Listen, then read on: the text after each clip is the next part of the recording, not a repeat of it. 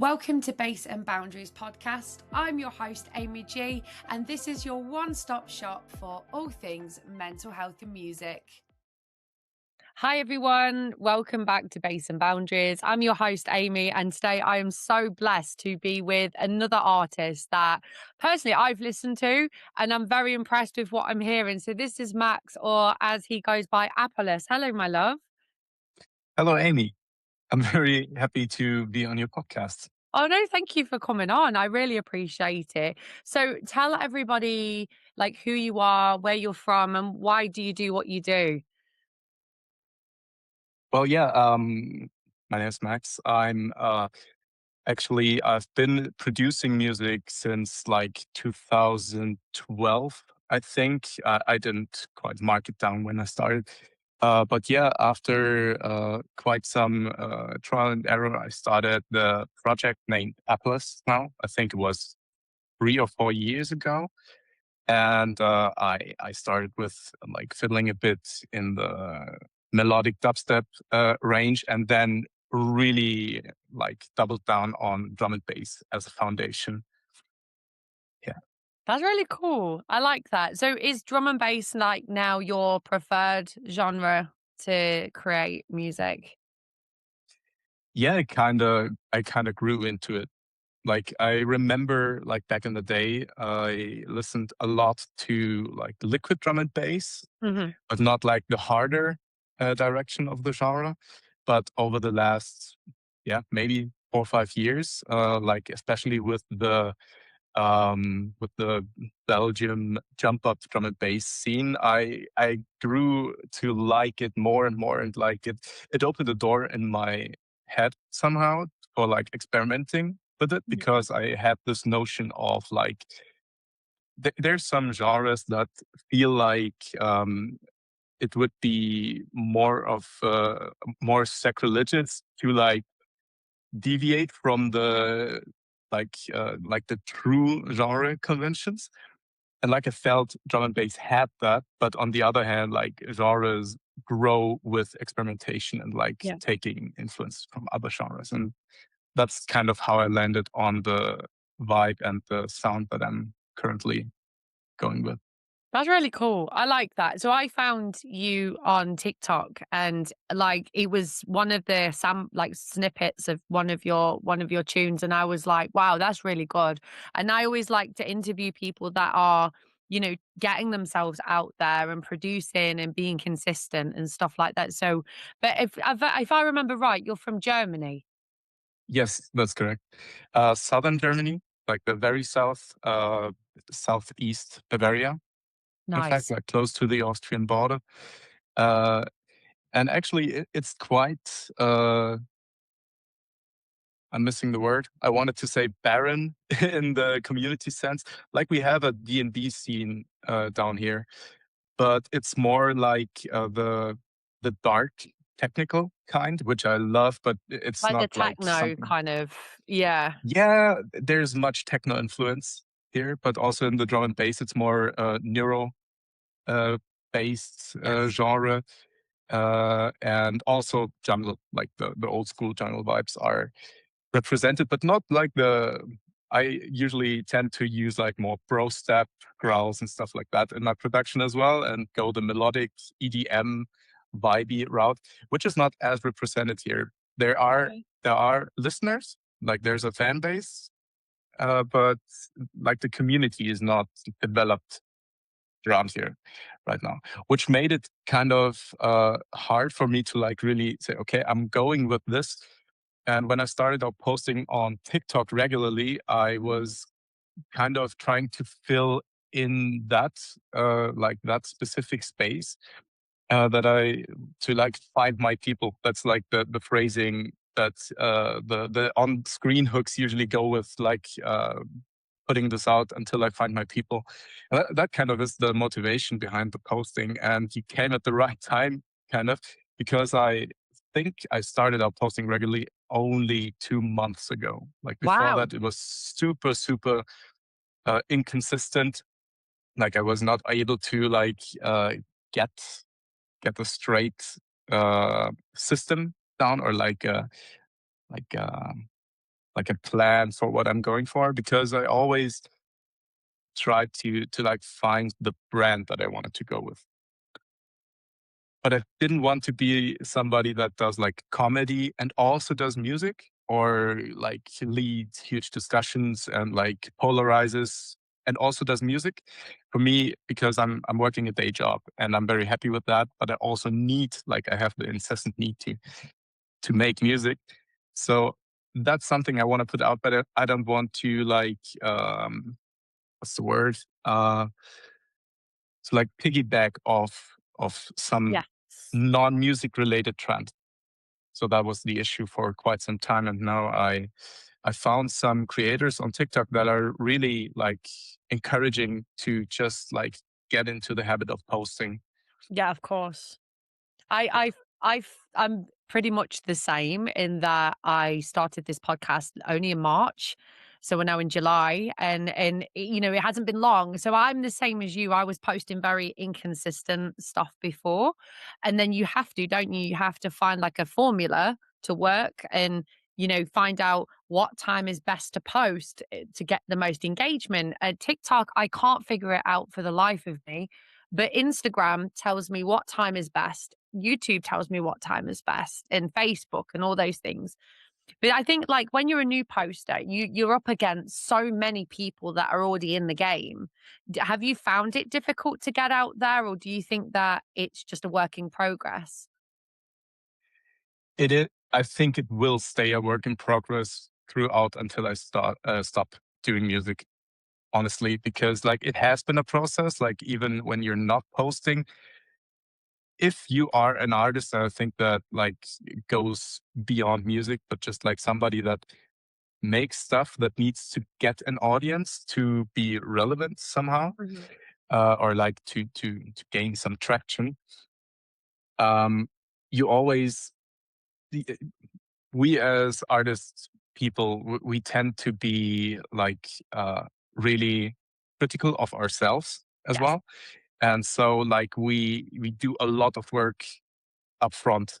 Like we try to like predict every path that we think that we could go down, until we say, okay, this is the safest routes that I can take. Yes. But there, or like we expect to arrive at that point at some time, but there is no safest route, because we are not like clairvoyant or anything. Like we don't know until we start. And for that, I think like right now, I'm very happy with the type of content that I'm posting. I haven't had anyone, like not in my friends group or from the people that started following me. Nobody told me like, oh, this is too repetitious, or Mm. like where like I'm not engaging anymore. It's all too samey. Yeah, of course. And also grew more creative with the approaches that I want to take. Like it was more fun after a while instead of a chore. And but I'm very sure that a year from now, or maybe 2 months from now, I won't be posting in the same style that I'm posting right now, because Well, right now it's just like going, getting experience, and like doubling down on the stuff that I can do without being too stressed out. yeah, of course. And that also works. Yeah. Yeah, I have to agree with you there because like when you're posting, you know, you have to kind of find like the algorithm tries to find your audience, and your algorithm worked with me because I'm constantly seeking people to interview, and you came up on my FYP and I was like, "Oh." So I love it when that happens because sometimes you get things on your FYP that's like drama based, it's very sort of toxic, negative, and I don't want that. And I think my algorithm knows me quite well now, so it'll always introduce me to new people, or even like people like that I already follow, I like Arcando, people like that, you know, like, and it's really great actually to be able to talk to like a variety of people that have like been in the game a long time, or people that are brand new, because everyone's on that journey, and I just love it. I think that's really great that, you know, because you're posting in the right manner, it's working. Yeah, it is. And also like the the algorithm that TikTok currently provides me with as a consumer Hmm. also like got a hang of like similar artists in the space of drum and bass. Yeah, And sure. like there's this guy, I forgot where he is from, but some of his songs already landed on my favorite list. His name is Fredo, Yeah, Fredo. You saw him, I guess? I've seen him on my Yeah. FYP. Yeah. And like he's like super talented. Like his sound is very unique, but also like palatable, if I can Yeah. say that. Like he has a very, very good mixture. And also like his postings, like from a video quality standpoint, they are not too high, but they are very like unique looking. And he has this presence on screen that just works. And like people like him, I see them and they're also small right now. But I'm just Uh-huh. like, this has something and it's sticking with me. And like every time he comes up on my FYP, and even if it's the fifth TikTok that he posted about one song, I'm just like, that's neat. He's cool. And I think that is something that you have to like learn as an artist Mhm. for yourself. Of That course. if you do the same, you will have people that see you one time and they think, okay, that's a cool guy or a cool girl. And then they see you a second time and they're just like, nah, skip. They are gone most of the time. They will skip a second or a third time, and then the algorithm mostly goes like, okay, this is not interesting for you. So you have no loss really. And like Amazing. and like the framing that really got me going, and I hope that maybe if some other starting out artists hear this, like that really got me going was thinking about having the chance every day to like perform in front of 150 to 300 people, like almost guaranteed. Like no matter what you post, you will get like 150 to 300 views, and you have the chance out of this group of people to get like one, two, three, maybe five people that say, "Hey, this is interesting. I'm gonna leave a like." They don't need to follow; just leave a like. Like give the algorithm something to work with, and then the algorithm will repeat that and repeat that and repeat that. And Yep. like over the last 2 months, I grew the TikTok account from starting 41 followers, I think it was when I started out posting regularly. Wow. And now I'm pushing for 160, still super small. But like over the course, and like I look at the analytics, and it's just like steadily growing. Exactly. And it also pushed over to my Spotify stats, especially Amazing. like the songs that I put out. Be Okay was the first one to really gain traction. The one TikTok is pushing 5,000 views now and like Wow. gets regular comments as well. It was the one that you reached out Yes, to me on, I it think. was. And No, like, that's good yeah, advice. Really good advice because I think for the most part, a lot of people, like for me, I get so often on TikTok, I'll get a video that I did. I did one because I do mental health coaching as well. And I did one on a terminology called limerence, and it got like 50,000 views. And I was like, whoa, like, what is that? But then the algorithm went pyong like this and then went back in the 100 club. But when you say it like that, you have the audience of 100 people, if you imagine them lined up in a room, that's actually a lot of people. So I it think is. people don't give I'm guilty of it. I don't give myself enough credit for what I do. And I know that when you're an early starter, you do start to think, how am I going to get like the likes of Subfocus? How am I going to get as big as Pendulum? How is that going to happen? What if it doesn't? And all that self-doubt starts creeping in. Have you had self-doubt or are you just kind of seeing how it goes? I'd say like constantly. But Okay. Me I'm too. working on having it as a like constructive companion rather than somebody that discourages me. Yes. Because like self-doubt keeps you from being an arrogant asshole, I'd say. Like there's people that are performing, yeah, I want to stick with that word, that are performing a role that they have no business like presenting in the way they do. And on the other hand, you have such talented people, and usually the talented people, or not talented, the people that worked for a skill set that they honed and they like grew as an artist and such. And they are the people that have self-doubt. They are Yes. usually like the highest percentage will undersell themselves because they know how much better of other people there are. So they are not Mhm. at the top yet, in some cases, and they are underselling themselves so much, and like there's a disbalance there. And like I think it was yesterday, where in some other context I said that I I'd like to have of these people that are so overconfident. I just like to have 5%. I don't need the full overconfidence, but like 5%. Mhm. So the self doubt is a little bit like countered. That's what that's what I'm Yeah. striving for. I think the word is, yeah. That's very refreshing to hear because a lot of yeah, because we don't we always talk about the things that we are doing that's amazing, it's good and but we don't talk about that little inner voice that says you're not good enough. I've done it where I'm going, "Oh, I've got a podcast." Yeah, well everyone's got a podcast. Like, well, what makes you different? But that's the big takeaway, isn't it? You are different. Everyone's different. Everyone has I was saying to I interviewed an artist called Solid State yesterday, and we were talking about this, like how everybody has their own spin on drum and bass. Like the music that you produce is different to him. The music that you produce is different to Sub Focus. And that's what keeps me going is knowing that what I'm doing is a good thing. And it's not about drama, negativity, it's positive stuff, right? It's influencing the right people. Um, to do better and be better for themselves. So that's a really good take, actually.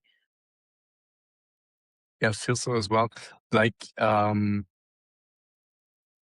especially when you're starting out, like I think every artist goes through the phase where you try to sound like your idols. Everyone does it. Like It's true. Everyone does it. Who did you try and sound like? at first, obviously, and most definitely Skrillex, of course. Like Oh, it was really? Oh, I love that. 2011, 2012 when I started Yeah, out. So of course it's gonna be relax. that. Yeah. The No. amount of bro step growls that I Oh, I love that. made where they were so bad, like Oh, so bad in the really? beginning, but I loved it. I loved it. And I always like was trying to not use presets, which was in the beginning like slowing me down so much because I could have just used them and looked at them, but I wasn't even like loading them up. I was just like, no, I have to learn this myself. I think that set me back like solid 1 or 2 years Oh, in wow. my learning process. But also like right now, like I'm way faster in sound design process. So maybe that had something good in it. Mhm. But like That's at the start, interesting. Everyone that I've spoken to when I say like, "Oh, who was like your initial idol?" Everyone said Sub Focus. I think you're the only person that said Skrillex, so that's quite interesting. yeah. Like in the beginning of my journey, I was like very focused on dubstep. Yep. And like after Skrillex like paved the way for the basic like bass music palette that Yes. started to develop for me, because obviously like musicians like have to rely on their taste of music to really Mm, get into um the process of crafting something that will like cater to the taste of the audience as well, mm, without like just playing into something that already exists, because then what's the art worth if you're not like bringing into it your own taste. And like shortly after I discovered like the whole subset of the likes of Mr. Suicide Sheep, the whole mhm, roster, and also No Copyright Sound and such, with melodic dubstep and like the future, which later became the future based movement with Illenium and Set the Sky, which I'm still a huge fan of. And like I think this whole journey, it always had like sprinkled in between some drum and bass yeah, with there's this one B complex song, Beautiful Lies, I think it's called, Hmm. which we were listening to like super far back, like 15 years ago or something when it came out, like so much. And I still love the song. I recently like found it again and it's on repeat again. Like this whole cluster of electronic genres like really got mushed together and like ended up with what I'm doing with apalace now. That's amazing. And to be honest with you, like 15 so years ago, I found actually like the German like dance scene was so big, like Clubland. And people like, so I used to be a massive fan, and they are German, but I think they live in a different country now. But they were called the Italo brothers. You know Yeah, them, yeah. yeah. So I was like a crazy fangirl for them, and I actually met them, and it was like the best day of my life. But like, but like, I found like back then, sort of like around the time of Skrillex stuff like that. You had like the likes of Cascada, Italo Brothers, all this in like Hixie and all those kind of DJs, and isn't it amazing like how it's still technically going, but a lot of them have gravitated towards drum and bass now because it seems to be like all the paths, if you will, have merged into one, if that makes sense? Yeah, I'm like experiencing a similar thing with the whole scene. I think it's kind of a good time for drum and bass because like the whole techno and house scene is going up in tempo. Like we had a downward Yeah, movement with Kygo, with Tropical House, like the really slow sundowner feel, which wasn't which is nice for the background, but like for partying or like festival it feeling, doesn't like work. people are Mm. gravitating towards the up tempo kind or the speed house. Like I have so many friends that are into like French core, I think it's called, like the super Yes. fast and noisy stuff. I can listen to it at sometimes one song and I Yeah. can appreciate the technique and the culture, but like two or three songs after another, that's stuff. But that being said, like the fusion with like 174 BPM, four on the floor kick with a gnarly bass inside, that does something for me. And like that's the reason why I usually in my songs have some part that goes for one or two bars with just four on the floor kick and just like bam, Love it. bam, bam. Bam. Mm. Yeah. So I was meant to ask actually, what was the inspiration behind your name, Apollos? Where did that come from?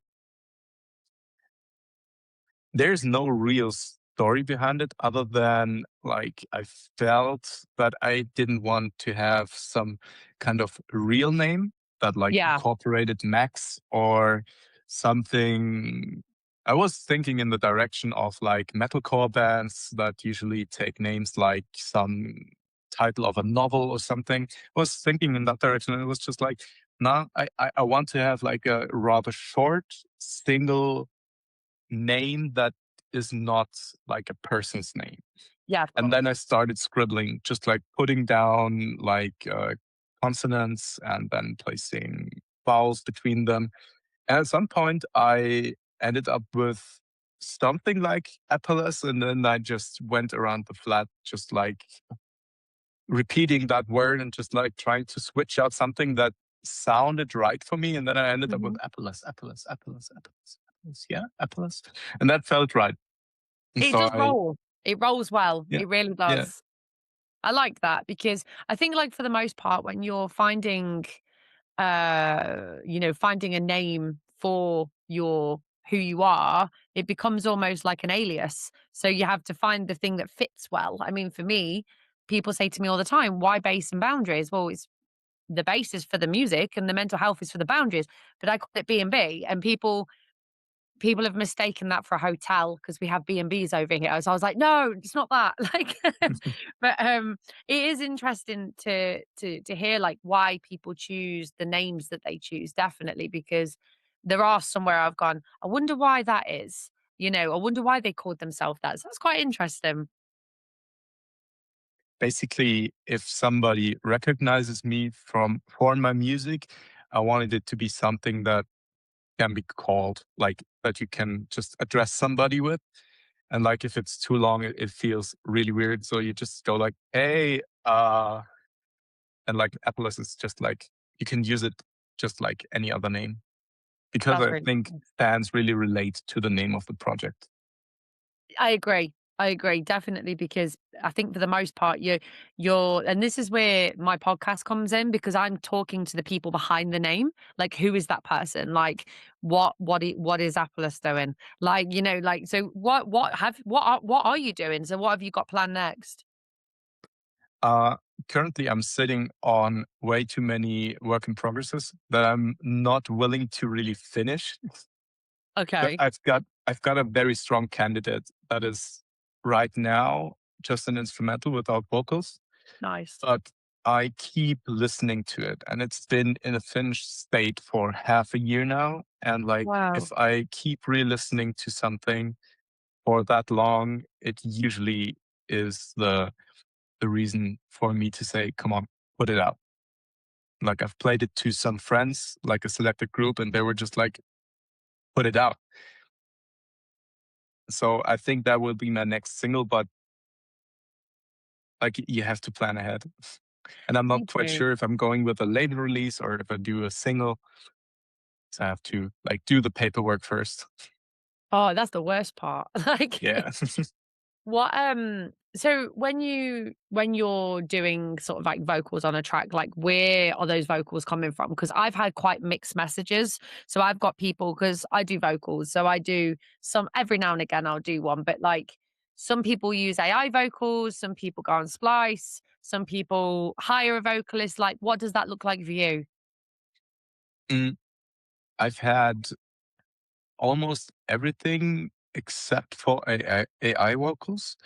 Um, I've worked with a very talented singer from the UK. His name is John Joseph, Hmm. and he did the vocals on Shadow. I've used plenty of Splice samples in my productions. And I also used like a non-exclusive licensing um, website that I scour every now and then for something that really catches what I'm going for. Yeah, sure. Though I'm hesitant to do that as regular because obviously the vocals will then pop up on other productions as well. Yeah. Um, so yeah. And on the AI vocals, I'm very hesitant because like in a creative sense, there's software where you can really like you type out the lyrics, you can like modulate the voice.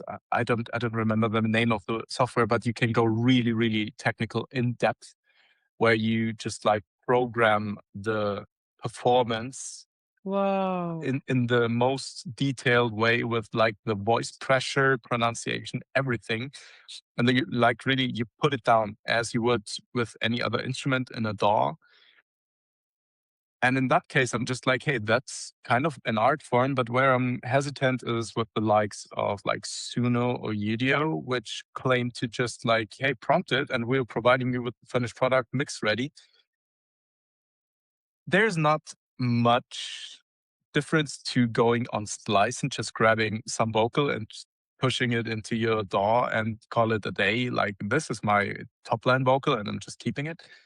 But I I feel it's a bit of a like kind of it's something different because like with the vocals on Splice mostly you have people that have paid for Yeah. their like recordings to be put out to the world. And with the AI voices, you get into the problem of where is the training data coming from? Like there's a huge viral uh, content pool or content category going around right now with the Atlantic archive, I think it's called, where you can search up your artist name in training data.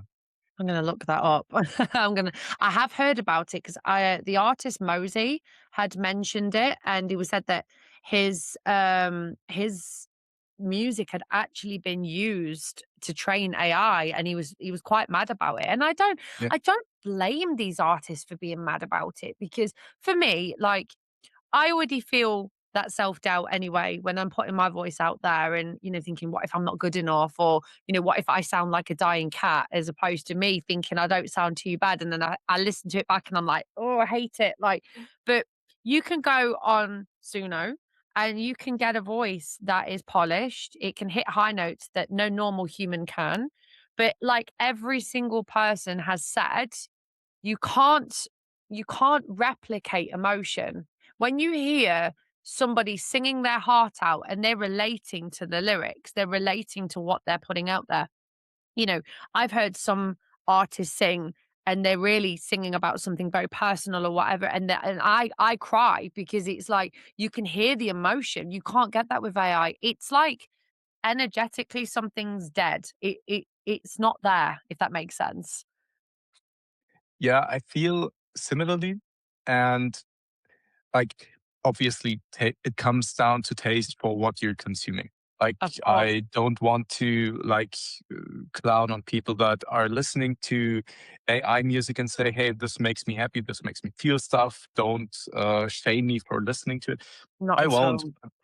What I am actually like having more and more issues with is like the full on AI production that also like encompasses claiming full artistry. Yep. That's I heard I wanted to remember the name and I tried to find it again, but I didn't. I heard this take the other day and it resonated so much with my stance on the issue. Using AI to make music per se is okay. If you want to do it in your free Mm, time, if you want to do it to have something to listen to or to show to your friends, that's completely fine. But yep. if you are going out on the internet, promoting yourself as an artist with AI created music that you just prompted, you have to understand that especially other artists will treat you like some veteran will treat you if you're showing up in a borrowed, like full on uniform from the army and claiming to have the same position as a veteran. I know there's nuance to the comparison, but that No, in I this like moment that. really resonated. No, I like that. I like that a lot, actually, because it's almost like, so the way that I described it to somebody I interviewed was that, I can't remember who it was, but I said, if you are if you are a Suno artist, we'll just be like that and say that you're producing consistent AI content and claiming that you are an artist. And then somebody said to you, let's say Subfocus, it's not going to happen, but we'll say Subfocus. And he says, hey, love your music. Let's have a mix session at my studio. And they've not actually done any of the work, the AI has. How are you going to do that? You can't. How can you perform in front of thousands of people claiming that this is authentic, non AI music when it blatantly is? And I think that's the biggest thing, because when you are able to mix, I'm not very good at it, but you know, I'm probably a slightly bit better than somebody that's doing it with AI, because you're having to listen for the changes, you're having to know what buttons to press and stuff like that. If you're just going on Suno and going, "Hey, type me out, like let's make a song. Let's just do that." And then it's coming back. Sometimes you really have to listen. Sometimes they do sound very realistic, but for the most part, you can tell. You absolutely can tell. Yeah.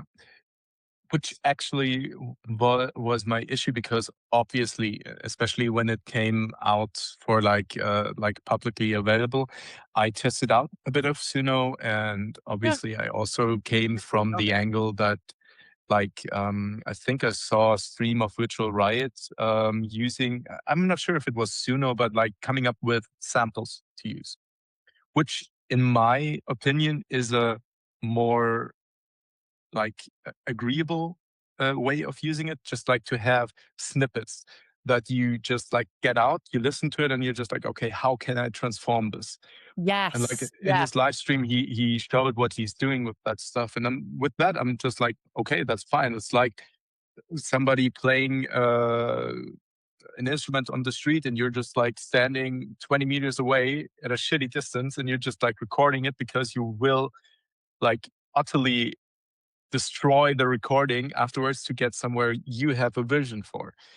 And like, I think in that case, I wouldn't be like, I wouldn't have to pay the people that played the instrument 20 meters away, that it just happened to walk by and just said, okay, I'm going to record this real quick, Mm. because I want to use it in a way where I'm saying like, hey, I played this guitar right there, but I'm like using it as an inspiration. But obviously, like, art is so multifaceted, Yes, that's the and right word. like Yeah. it has so many layers. Like there's artists that do so little that no one in their right mind would like critique them for doing too little or Yeah. not enough to it, because like the vision is so clear. So it's not just about like how much you do with it, but like, Mhm. is there a human vision to it? And unfortunately, I have to say, with AI producers, this vision usually is not like really existent. Yeah, I think that for the most part, I think like I know that some bigger artists they use AI as like a tool to like assist them, but it's not then taking away from the actual craft of production, which I think that's the kind of the big question. Where do you draw the line? Because like I say, you can go on TikTok. Someone followed me on Instagram the other day and they said, I want to challenge you because I'm a DJ and I make all my music with AI. And I said, and that's great for you. But I talk to people that actually produce because they spend hours, days, weeks producing something. I've had people send me tracks before they've been released and say, can you give me your honest opinion on this? And, and I'll sit there and I'll say, "Oh, maybe add this in." I interviewed someone that actually lives very, very close to me called Anova, and we actually sat in my car, and he gave me his new track that's not released yet, and he was like, "I want you to listen to it and tell me what your honest opinion is." And I was like, "It needs vocals." Straight away, you need to put vocals in that because it would work. And so being able to listen to something that someone has taken the time to produce and then trust me with it. Like, I'm not going to do that with AI because it took you 30 seconds when I'm listening to basically artists. They are artistically beautiful, amazing people. And why would I want to talk to somebody that's got an arrogance? Well, I go on. That's how he was talking to me. I'm on Suno. Well, that's good for you, but that's not what I want to do. Yeah.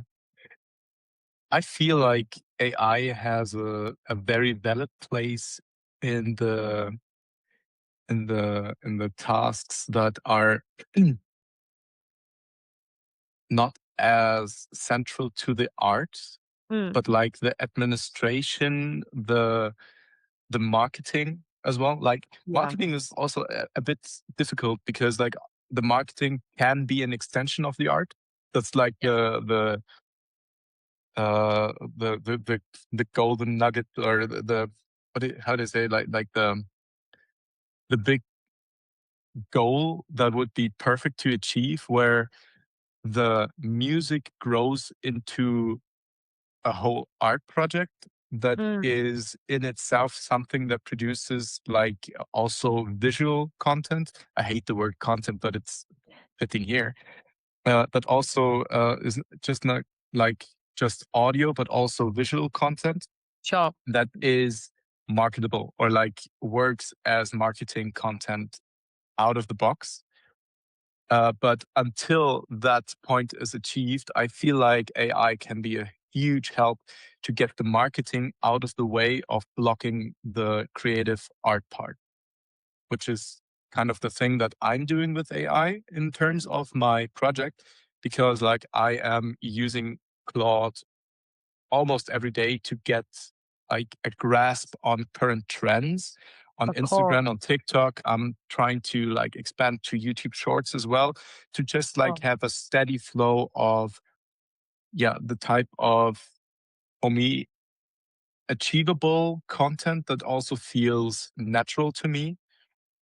And like without AI, I'm pretty sure I wouldn't post a single thing because of self-doubt. Like, of course, the For sycophancy sure. of the models helps to get going. And also like to be able to say, hey, give me 50 on-screen text hooks, and then it just provides you with it. And you can just go through, do I feel any of these? That's a Yeah. huge like part of work just off your shoulders. It does help. I mean, sometimes I use ChatGPT for one particular thing, and it's the thing that I struggle with the most. It's the names of my podcast episodes. I struggle so much with it. So what I do is I ask Chat. I'll go, right. I spoke to apalace about X, Y, and Z. Self doubt. Self doubt was a big, big, big thing in here. Can you give me a name of an episode that would work? And he gives me like 30, and I don't like any of them. And then I go, they all suck. Don't like them. They're cheesy. Don't like them. But then reading them will give me an idea. And I'll go, oh, actually, I will call it this because you could take this word and bring it together. And that's what I use it for. And it's very, very helpful. Like Canva, I use Canva a lot for my thumbnails. I did my backdrop with this, like if I have a photo, I had some professional photos done and they came back. I wasn't happy with them. I hated them. So I put it on Canva and I used like the effects to brighten it to make it look a little bit more professional. Um, and a bit more like polished. And I think that works. And I think, like you said, you use it as a tool, it can be very helpful. But I just think, like, if you're lying to consumers by saying, this work is mine, I made this myself, and you didn't, that's where the deception comes in. And that's where people start to hate AI because you're lying, basically. So, Yeah. Also, there's definitely a movement growing of people that are just like plainly anti AI with stuff that they are consuming. Like some are just like full on no AI, mhm, but like the more like widespread stance is, especially like with music, there's some that are not as critical, but most people want still want to listen to human made music and want to look at human made pictures and like all of the sorts. cool. And like I think very shortly after I started posting on TikTok regularly, I got a comment of somebody that really like it was just the basic question: are you using AI for your music? And like it really felt like they heard it, they saw the TikTok, they heard it, they liked it, and then they like paused and were just like, "Wait, this could be AI." Mm, And then they asked, and after I said, "Hey, no, this is all handmade inside the DAW," they were. I think they also followed me, which is right. not necessary, but they were just like, hey, thanks for clearing that out. I don't like to support artists that are using AI for music and such. But like I think that's a trend that will grow right now because people don't want, especially they don't want to have the intransparency. Like I think Tidal and Cubase, I think they They've were banned it, this. haven't they? Yeah, they banned AI content, which I'm like, fair enough, you know? You've gotta do what you've gotta do. I think they didn't outright ban it, but I think for Tidal I read the uh, piece on it. They just like put it out of the royalty split or whatever Right, that's called on okay. Tidal, like the available financial compensation. They are not eligible for getting paid for AI content, which I think is a good move For because they sure. can obviously exist publicly and they can exist on the platforms, but they're not getting the same financial treatment as someone who like really put the creative work in. Yeah, that makes sense. And also in that case, and that's why I started talking about it, the labeling. Like on Tidal especially, that's the example that I know of for sure.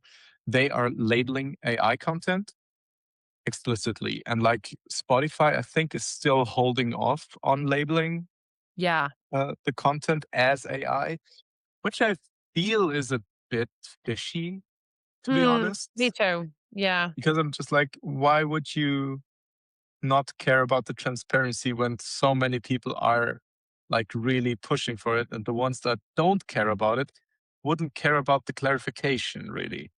Yeah. Because the ones that don't care that I've talked to, and I mean, as I said, that's a valid stance. You can't argue taste. Um, they don't care if there was like a small like badge up there because they can listen anyway. Yeah, sure. It's a bit fishy, I think. It is a little bit actually. Yeah, it is. But I think the I don't see AI as being too I used to think it was a massive threat. I don't think it is so much now because the more I talk to artists and they give me their take on it, everyone kind of has the same kind of thing. Like, look, you can't compete with no emotion. You can't do that. So I think yeah, I think for the most part you're all fine and you just have to keep doing what you're doing and because it's working. So Yeah. people want authenticity, people crave authentic connections, they crave being around real people. When we have like Tesla robots walking through the street, it's not the same. It's not the same. I've actually got a hot take for that whole topic, and that is that AI did a huge favor for all experimental music genres and the scenes because it floods the market with stuff that everyone has heard a million times. Yep. And now everybody has heard it a billion times. And so people are starving for fresh new sound now. Yeah, they are. And I cannot provide that. Mm, It can only provide something that has already existed beforehand. And not only that, that it has existed in like plenty. There has to sure. be plenty of content of a certain subgenre or scene. Uh, yeah, and we as artists, that's the stuff we do. We transform genres. We take new influences and we grow it. That sounds good to me. I like that. I like that take actually. And it's one of those things where I think when you are going into the music world and it is scary, right at the beginning when you're starting out, but when you have such a fresh take on that, like your sound is going to be so amazing to listen to somebody out there. It's like like you said, they're sick of listening to the same things on loop, on repeat. I personally see it when I listen to so many different artists. My playlist is horrendous, how many different artists I have, but some that I don't listen to, and there's a reason why. They're using the same splice samples as the next person, and it's the same. I've heard this before. Where have I heard this before? Oh, it's the same vocals. Oh, it's from Splice. Right. Okay. And as a consumer that's now going into it myself, I'm like, oh, I'm now starting to listen to the same stuff on loop. And when you get somebody that comes in and they're completely refreshing, they're different, they've got their own unique taste, you're like, oh, where have you been my whole life? Like, so it is a really good thing to have. And that's why my heart is literally in Europe because you guys in Europe, like honestly, the drum and bass world is just next level. You can't beat it. That is very good to hear. And I think that's the case as well. Like, obviously, UK has the the the It's like the birthright underground to stuff. Yeah. drum and bass, I feel, kind of. Yeah, But more like the underground jungle dubstep, that kind of stuff. Like the dance floor drum and bass scene for me is the heart of that's Belgium. That's from what I'm seeing. It's Belgium all the way for that one. I spoke to a few Belgium artists now and like, oh, I love it so much. I'm actually going in October. So yeah, yeah, Belgium, Netherlands, and such. absolutely. I'd like to get some contacts over there and maybe like collaborations and something like that? I have Because I have people, I can tell you so many people, honestly, they're all amazing, so that sounds good. yeah, and I can say with like the British people, we all think like Germans are just like these constant ravers underground, so that's our like the techno scene belongs to Germany, do you know what I mean? Yeah, it does. The Deutschland, you know. My dad, I was saying this on an interview yesterday. My dad, when he was alive, he worked in Germany. So he used to come home and teach me little bits of German. So I know one sentence, which is Ich bin Ausländer und spreche nicht gut Deutsch. I understood that. That was Yes. completely valid. Thank you. Because honestly, I my heart's in Germany, so I'm definitely paying a visit. So it's one of those, isn't it? Like Europe is just such it's got such a place here. So, but I really appreciate you coming on and sharing your story, and I will Thank you send for you having me. people to contact for sure. Love that. Thank you. No, and thank you. You've been absolutely amazing. Thank you so much. Thank you so much for listening, guys. You can find my podcast every Tuesday and Thursday, and don't forget to follow me on all social media platforms. See you next time.